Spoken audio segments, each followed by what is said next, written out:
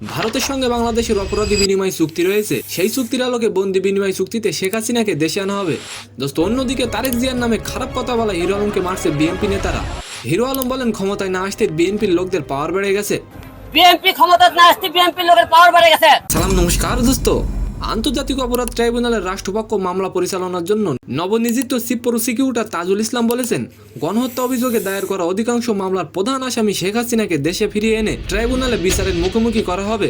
দোস্ত, তিনি আরো বলেন, গণহত্যার এভিডেন্স নষ্ট হওয়ার আগে সংরক্ষণ করা বড় চ্যালেঞ্জ।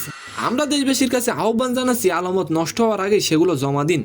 এক প্রশ্নের জবাবে নবনিযুক্ত চিফ প্রসিকিউটর বলেন, শেখ হাসিনা যত প্রভাবশালী আসামি হোক না কেন, সবার সঙ্গে সমান আচরণ করা হবে, তেমনি কাউকে ছাড় দেওয়া হবে না।